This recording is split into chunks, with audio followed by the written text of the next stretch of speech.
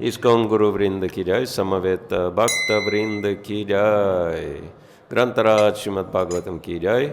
All glories to the assembled devotees. All glories to Shri Guru and Shri Gauranga. Hare Krishna. Om Agyantimirandasya Gyananjana Shlokaya Chakshuranmiritam Yena Tasmai Shri Gurave Namaha.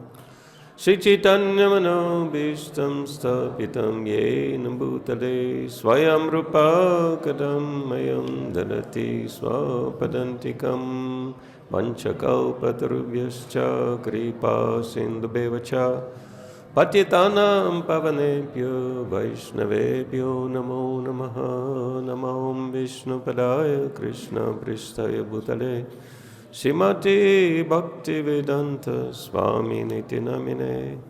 Namaste Saraswati Deve Gauravani Pracharine Nirvishesha Shunyavadi Paschatya Deshatarine.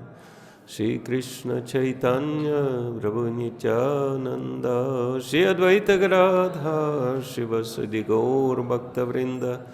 Hare Krishna Krishna Krishna Hare Hare, Hare Rama Rama Rama Hare Hare. Bhutāya Matrema Puravibhur Nirmaya Kshatir Mushapurusha Bhungte Gunam Sadasa Sadasatmaka Yalang Krishista Bhagavan Vacham Sime. Hare Krishna. So I wanted to thank all of you who chose to take part physically in Śrīmad-Bhāgavatam despite of the online option. And of course, we thank everyone participating online because unfortunately, many devotees, they develop their love for Śrīmad-Bhāgavatam classes in separation. I guess they realize that love in separation is the topmost level, so they decided to practice it like that. So, and I wanted to ask all of your blessings, beginning with senior Vaishnavas here, and all of you as well, because all of you are Dham Basis, residents of the holy place, so your blessings are very powerful, and they can make even someone like me speak in the way which is both useful and interesting. So actually, to give me your blessings is within your interests. Otherwise, it might be boring. Hare Krishna. So, I feel like I'm in the mountains somewhere with echo. We continue reading here the third canto of Śrīmad-Bhāgavatam, chapter 11, Calculation of Time from the Atom, text 35. Om Namo Bhagavate Vasudevaya.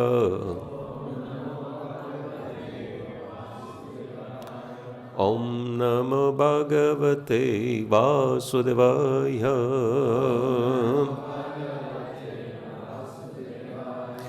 Om Namo Bhagavate Vasudevaya.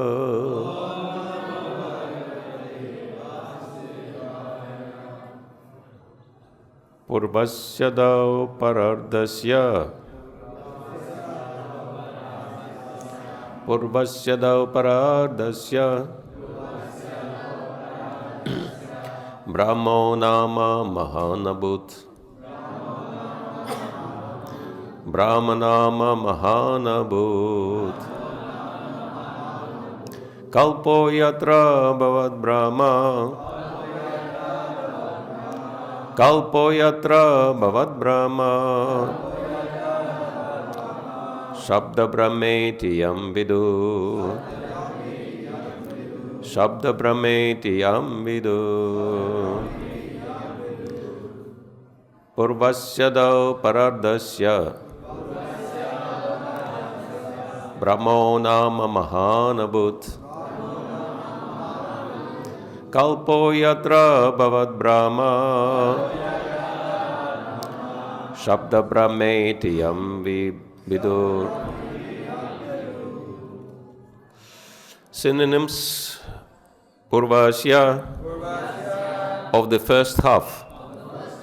Ādau, in the beginning. Para-ardhasya, of the superior half. Brahmaḥ, Brāhma-kalpa. Nama, of the name. Mahan, very great. Abhut, was manifest. Kalpaha, millennium. Yatra, whereupon. Abhavat, appeared. Brahma, Lord Brahmā. Śabda-brahma iti, the sounds of the Vedas. Yam, which. Viduhu, they know. Translation purported by His Divine Grace, A.C. Bhaktivedanta Swami Srila Prabhupada Ki Jai. In the beginning of the first half of Brahma's life, there was a millennium called Brāhma-kalpa, wherein Lord Brahmā appeared. The birth of the Vedas was simultaneous with Brahma's birth. Purport. According to Padma Purāṇa, Prabhāsa-khaṇḍa, in 30 days of Brahma, many kalpas take place, such as the Varāha-kalpa and Pitṛ-kalpa. 30 days make 1 month of Brahma, beginning from the full moon to the disappearance of the moon. 12 such months complete 1 year, and 50 years complete 1 parārdha, or 1/2 the duration of the life of Brahma. The Shweta-varaha appearance of the Lord is the first birthday of Brahma. The birthday date of Brahma is in the month of March, according to Hindu astronomical calculation. This statement is reproduced from the explanation of Srila Vishwanath Chakravarti Thakur. End of the purport. Pūrvasyādau parārdhasya Brahmo nama mahana bhutkalpo yatra bhavat Brahma śabda-brahmeti yam vidu. In the beginning of the first half of Brahma's life, there was a millennium called Brāhma-kalpa, wherein Lord Brahma appeared. The birth of the Vedas was simultaneous with Brahma's birth.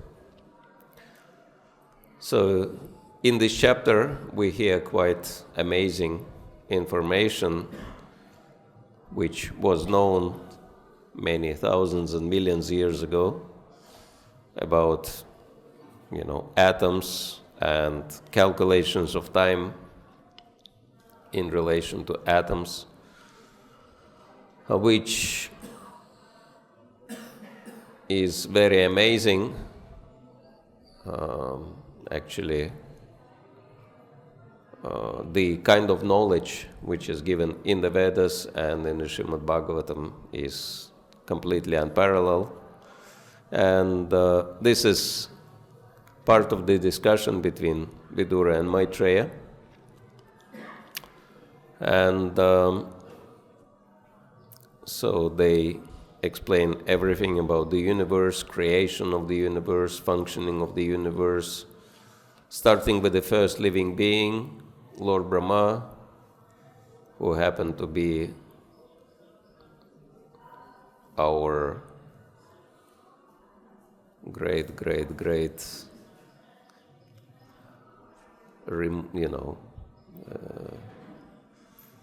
to the greatest extent, grandfather,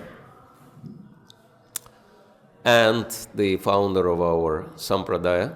And there are many things in relation to this verse, but most important one is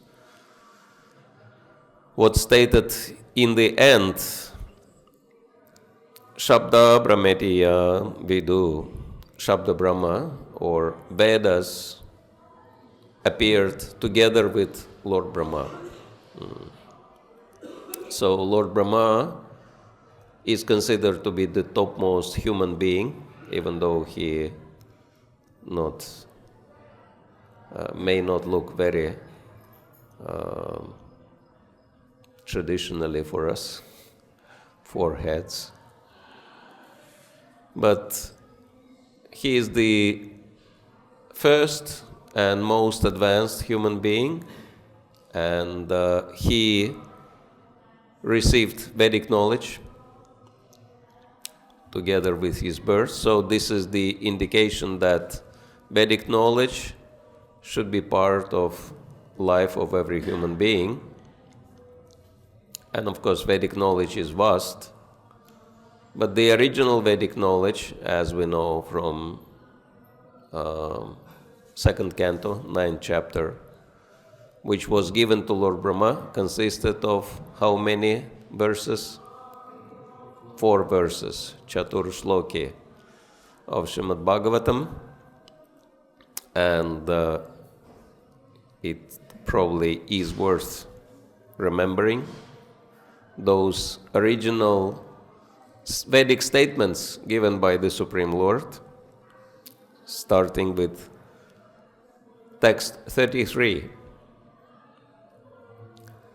Very interesting verses. And in this regard, it's important to remember the statement from Bhagavad-gītā 2:46, which says, Yavan artha uda-pāne sarvata sampludadage, tavan sarveshu vedeshu brahmanasi vijanata. That whatever purposes are served by a small well can be much better served by a great reservoir of water. In the same way, all the benefit which is derived from Vedas can be much easier gained by one who knows the purpose behind the Vedas. And anyone can help us. What is the purpose of the Vedas? To know and love the Supreme Personality of Godhead. Yeah, loving devotional service of the Supreme Lord. But then if you listen to the Chatur Shloki of the Śrīmad-Bhāgavatam, is it telling us that, was the Lord telling anything like that in Chatur Shloki? No. So let's discuss how is that most important Vedic knowledge, and yet it doesn't say anything about loving devotional service to the Supreme Lord. So these are the 4 verses, Chatur Shloki, Aham evasham evagre, nanyat yat sadasat param, paschadaham yat etacha, yo vashishyeta sosmyaham.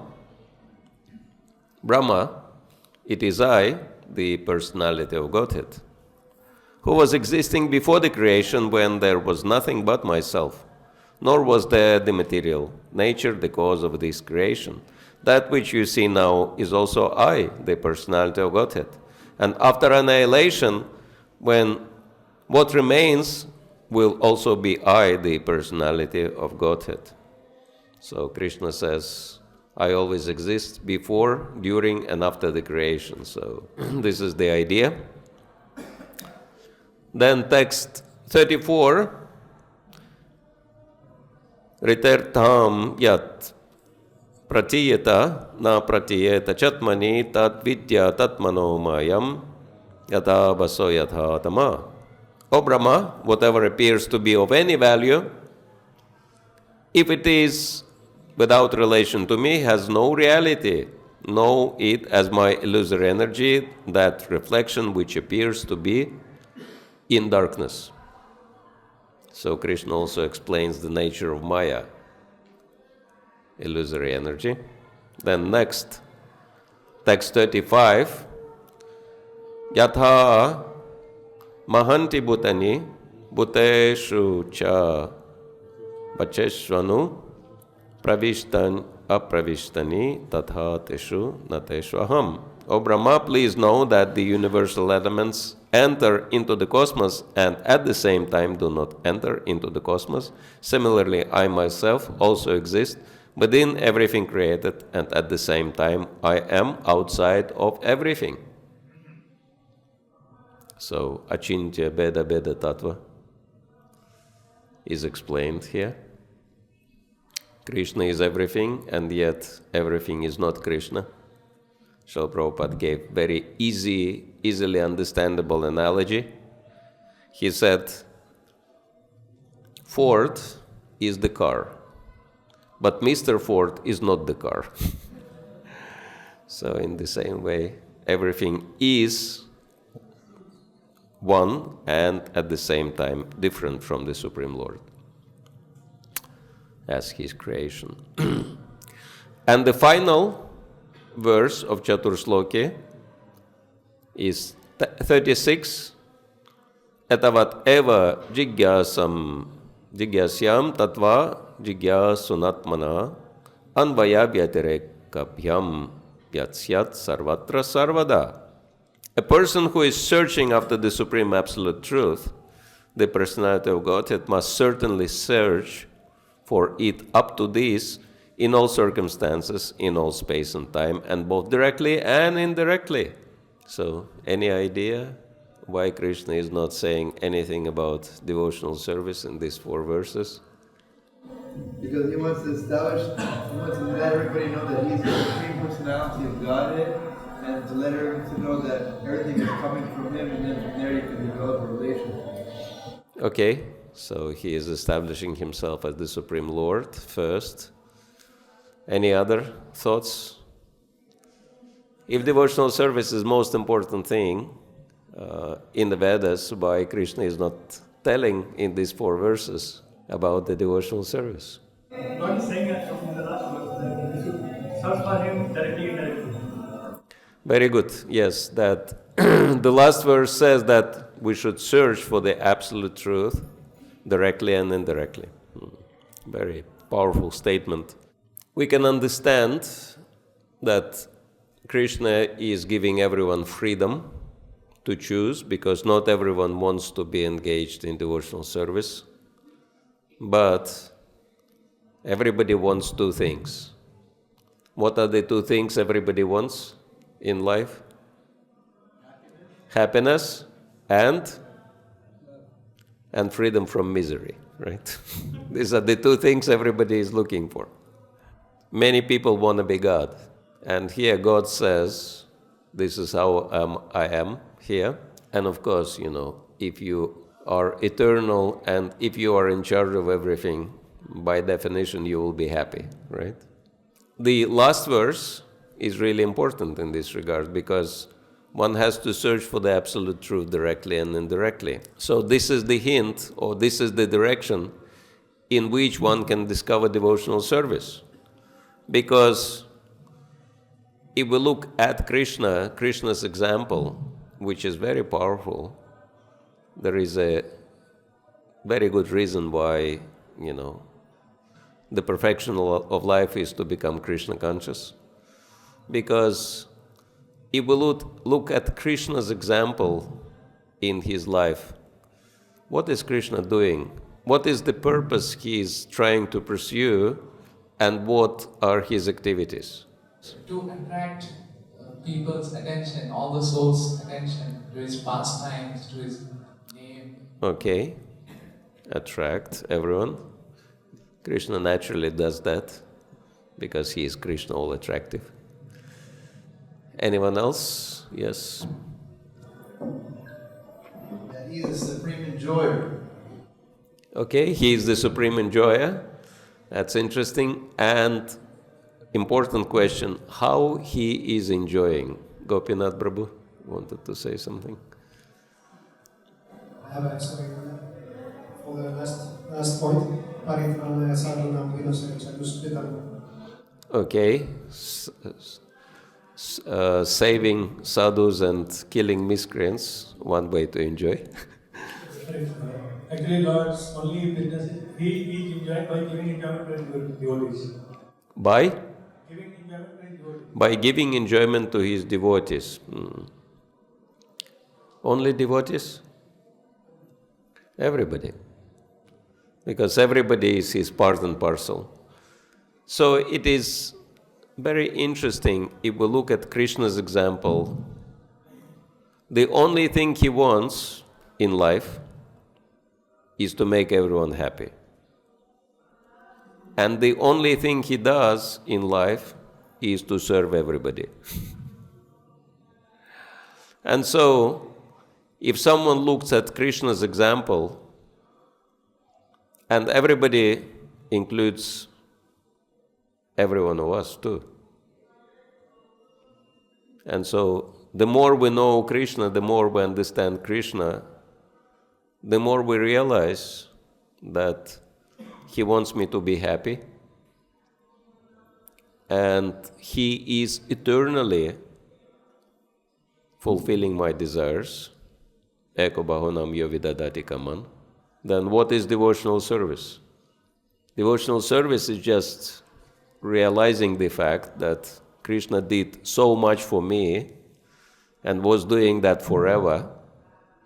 So natural thing would be to reciprocate.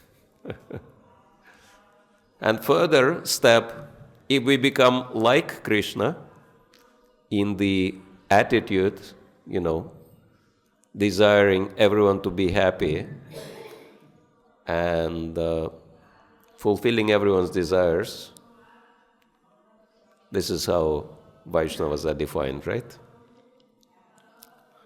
Vancha-kalpataro vyascha kripa-sindhu-evacha. Vaishnavas are compassionate and they are fulfilling everybody's desire, because everybody's desire is to be permanently happy. So Krishna consciousness is the only way to be permanently happy. And so, yes, the last verse indicates that if we search for the absolute truth, both directly and indirectly, ultimately we will come to loving devotional service. That's the end result, will be the end result of our search. It's interesting that Lord Brahmā himself is a very good example of that search for the absolute truth. Even before he met the Supreme Lord, he started searching throughout his lotus, etc. This is what devotional service is, and Lord Brahmā is the prime example that devotional service means you get theoretical knowledge, but then when you start practicing, you will get some interesting experiences. And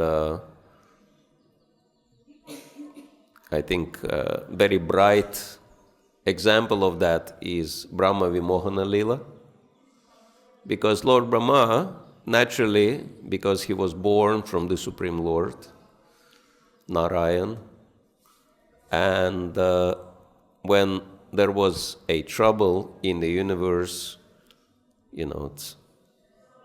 whatever issues Lord Brahmā cannot resolve, he has to go to his superior, to his boss, to his father, to the Supreme Lord, and pray for him to sort out the matter.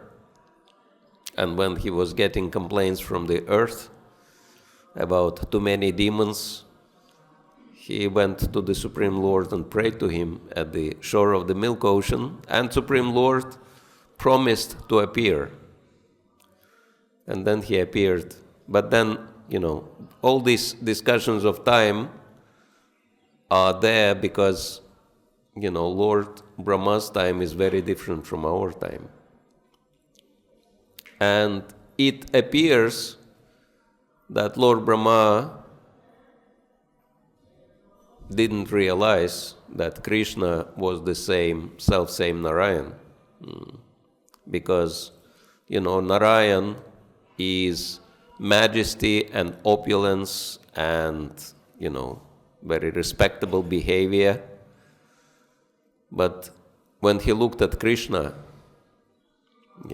killing Aghasur, of course, Brahma realized that Krishna is a very powerful personality, whoever he was, But the behavior of Krishna, especially with the cowherd boys, didn't convince him that he is Narayan.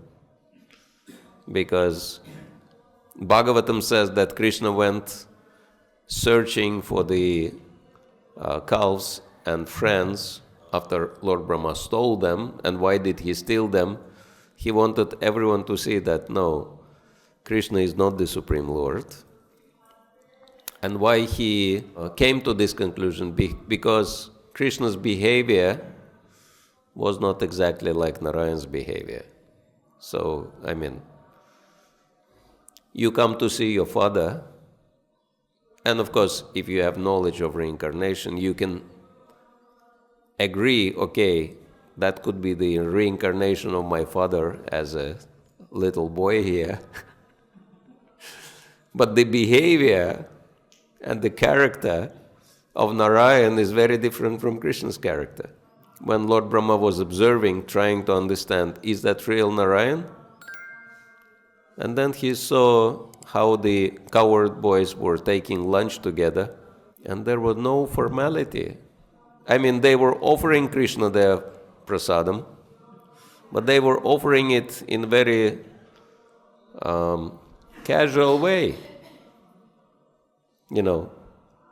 Some cowherd boy would bite something and would say, Krishna, it's very tasty, try it also.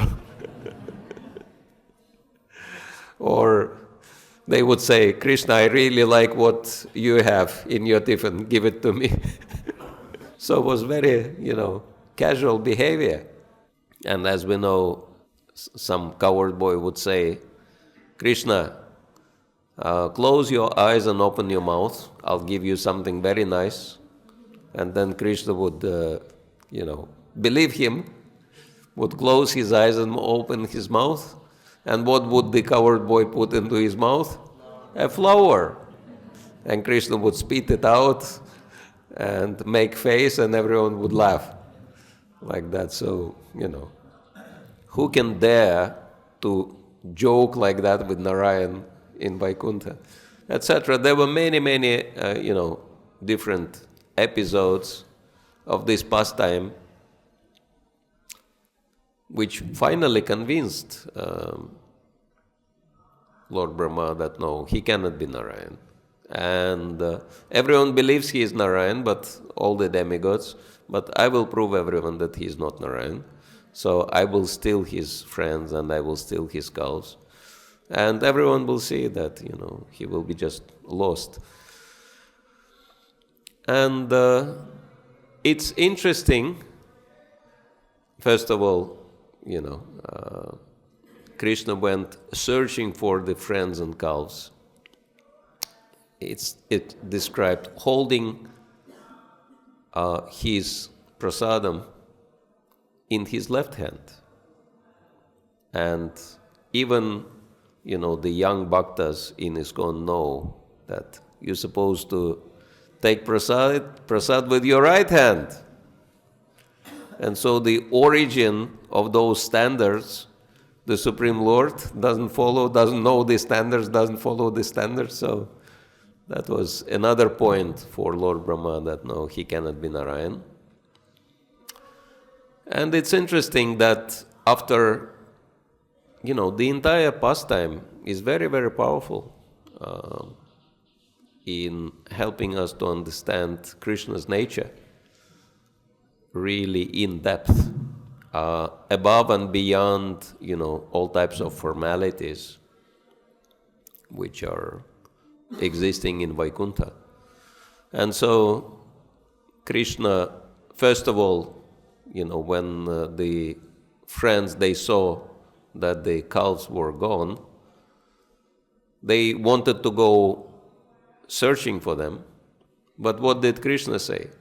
No, just relax. Keep taking your lunch. I will do the job myself. So it's amazing.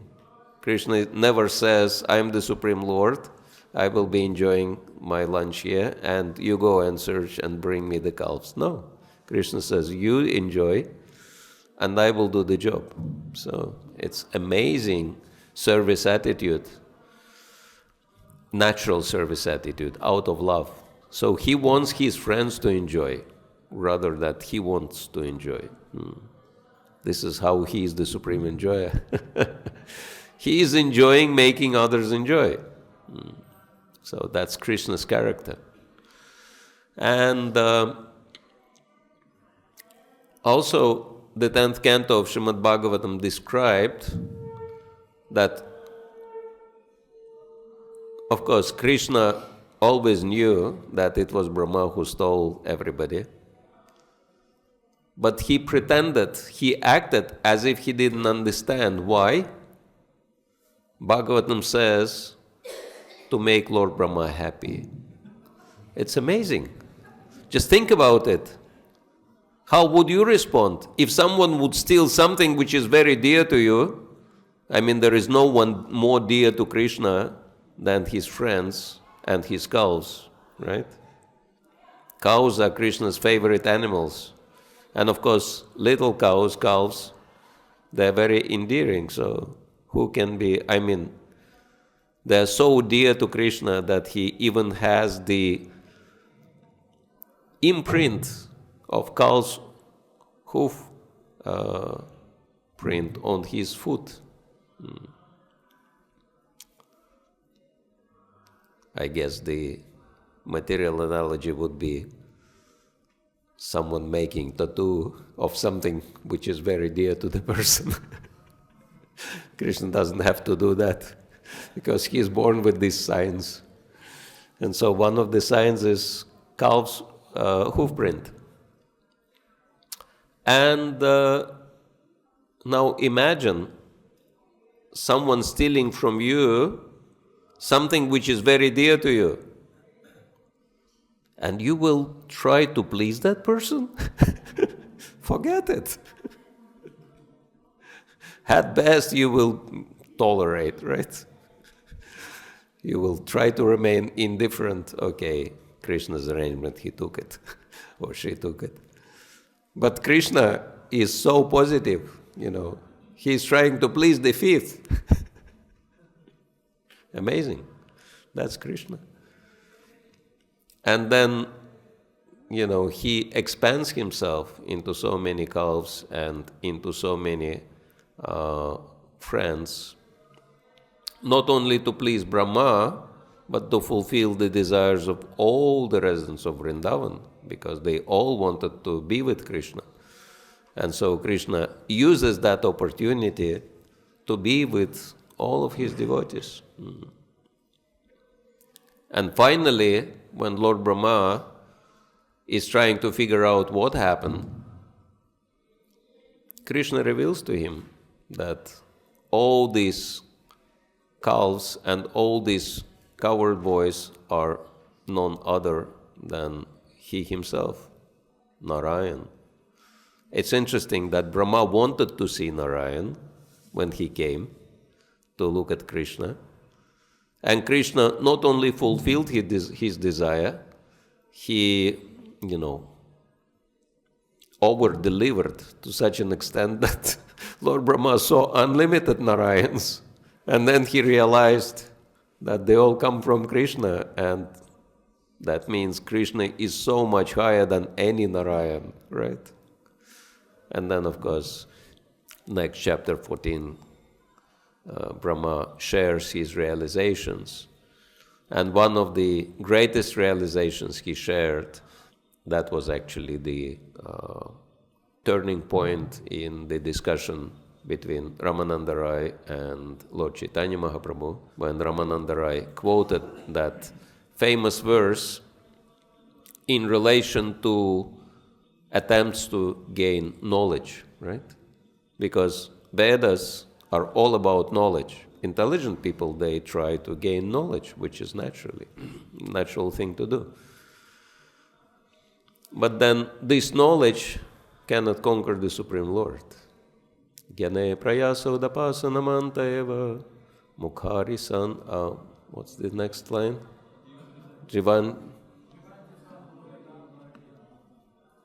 Jivanti san mukharitam bhavadiya varta. Yeah. Jivanti san mukharita bhavadiya varta stane stita shrutigata tanuvan manopir Ye prayaso jita jito apitais trilokyam. So it says that no one can conquer the Supreme Lord by development of knowledge. Of course, people try, right? Conquering the Supreme Lord in the material world means conquer the material nature, which is energy of the Supreme Lord. And so all the scientists, they try to conquer influence of material nature by so many scientific discoveries, trying to become godlike, but then they end up being conquered by the material nature even in a worse way than before. So everybody is trying to conquer the Supreme Lord with the knowledge. We can understand, because in human life, knowledge is the most powerful weapon. And Brahma says there is no chance to conquer you by knowledge, development of knowledge. But stanestita shrutigata tanuvan manobir.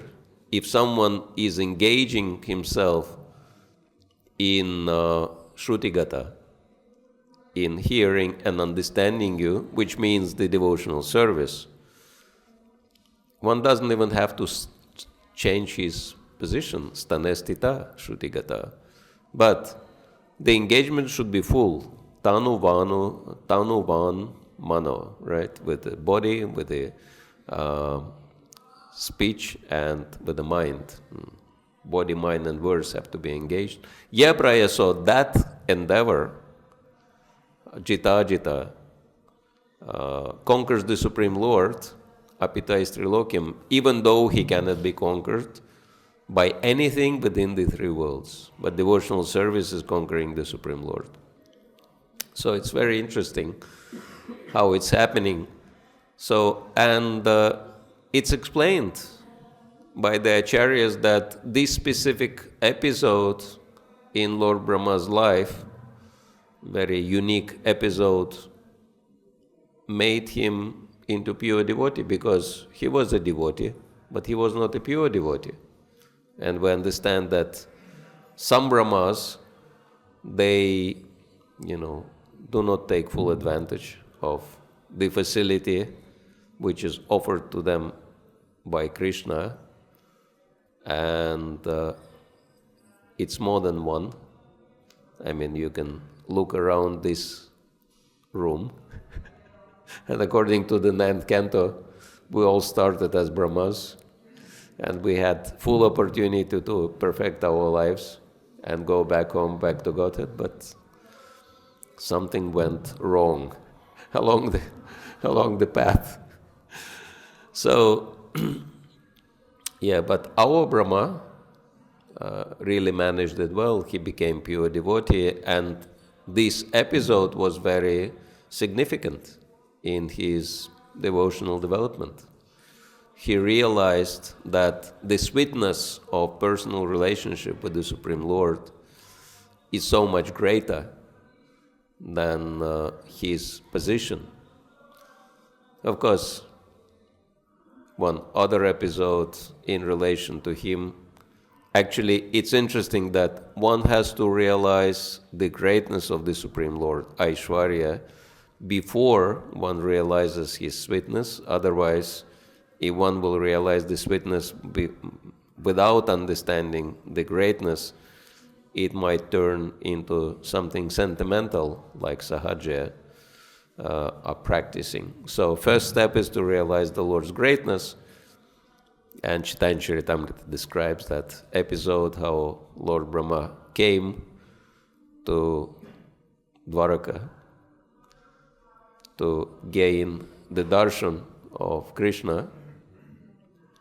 And by the way, it's not always possible to gain Krishna's darshan, even for demigods. There is an interesting quote from Nectar of Devotion, chapter 22, which is qualities of Krishna further explained, and this is quality 49, if I remember correctly. Yeah, quality 49, which is all honorable. So it's explained, a person who is chief among all important persons is called all honorable. When Krishna was living in Dwaraka, demigods like Lord Shiva, Lord Brahma, Indra, the king of heaven, and many others used to come to visit him. The doorkeeper who had to manage the entrance of all these demigods, one very busy day said, "My dear Lord Brahma and Lord Shiva, please sit down on this bench and wait. My dear Indra, please desist from reading your prayers. This is creating a disturbance. Please wait silently. My dear Varuna, please go away. And my dear demigods, do not waste your time uselessly. Krishna is very busy. He cannot see you." So sometimes demigods, they get this kind of treatment in Dwaraka. Not always they can see Krishna. But one time Brahma was lucky and he came, and the doorkeeper said, "Okay, I will inform Krishna about your appearance, about your visit." And then he came out and he said, Krishna is asking, "Which Brahma are you?" And Brahma was shocked. He said, what does he mean? I'm the only Brahma in the universe. But, he had to give an answer. So he said, "Please tell Krishna, I am four-headed Brahma, father of 4 Kumaras." Okay? So that's my identity. And then when he was invited, Brahma said, "My Lord, I really have this question that, what was the purpose of this asking, which Brahma? Do you mean there are other Brahmas?" And Krishna smiled and then made so many Brahmas appear in the hall together with Lord Shivas and everybody else. And it's described that all these Brahmas were so large, with so many heads on their shoulders, and our Brahma was the smallest, only 4 heads. There were Brahmas with thousands and millions of heads, and they were all glorifying the Supreme Lord. And Krishna was asking, "So how are you doing? Everything is fine?" They said, "Yes, by your mercy, everything is going well." And it's explained that our Brahma felt as if he was a mosquito surrounded by elephants. Like that. And then he realized his insignificant position, because if you are the main person in the whole universe, it might get into your head. But then Krishna removed that, bewilderment. So, there are many episodes like that which were happening in Brahma's life, which were helping him to become pure. And actually, very significant episode at the end of Brahma Vimohana lila, because interestingly enough, when Brahma was trying to beg pardon from Krishna, and it's interesting that if you compare Indra's offense was much greater. He tried to kill everybody, right? But he offered only 10 prayers, and Krishna easily forgave him. Brahma had to offer 40 prayers. So Krishna was pretty hard on him at that point, but it was for his benefit. And he made Brahma cry the tears of repentance, and he of course prayed that, I was so proud of myself, and I wish to have very humble position so I would not have any chance to become proud again. And when he cried and he looked at Krishna, And then he saw that his color turned golden. And he was bewildered. He said, "Why are you golden?" And Krishna said, "Yes, in this form, next time I come on earth in this golden form, and I will fulfill your desire. You will have very humble position, but you will be taking part in my pastimes as Haridas Thakur." That's why Chaitanya Charitamrita says he is Brahma Haridas, so he is incarnation of Lord Brahma. And it's very interesting also that Kali Santarana Upanishad is conversation, which glorifies the importance of chanting Hare Krishna mantra in Kali Yuga. And it's conversation between Brahma and Narad Muni, right? They both discuss the importance of chanting Hare Krishna. And then Brahma comes as Thakur Haridas, and Narad Muni comes as Shivas Thakur. And Shivas Thakur's home is the birthplace of Sankirtan movement, and Thakur Haridas takes responsibility for becoming an acharya in chanting of the holy name. So they discuss it, and then they both take part in Lord's pastimes, helping to implement that very important principle in practice. So, this is how it goes, the development of Vedic wisdom from theory into practice. It takes time and it takes effort, but it's all worth it. So we can understand that we are most fortunate and we're doing the most important thing in our life, which is chanting Hare Krishna, Krishna Krishna, Hare Hare, Hare Rama, Rama Rama, Hare Hare. So, thank you all very much for your kind listening. If anyone wants to add something, we have very senior Vaishnavas here. Jananivas Prabhu is with us, blessing us with his presence. So if any of you want to add something to the topic, or subtract, or ask, yes, Prabhu, microphone. We have 5 minutes left. Thank you, Maharaj. For going into all these lila, very inspiring. Thank you. You said, in the end, you spoke about Brahma. Little bit closer, if you can hold the mic. Brahma, you were discussing how you might get a little bit bewildered because he's such a big man. So we might get this idea that I'm going to avoid, if that's the case, my bhakti is going to be better if I don't take any position. Is that a correct reasoning, Maharaj? Is it better not to take any position? Devotee might think that for his Krishna. Yes. It's the same way,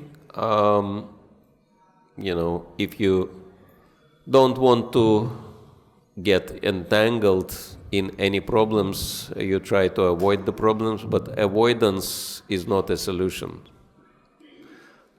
Because how long can we avoid externally problems?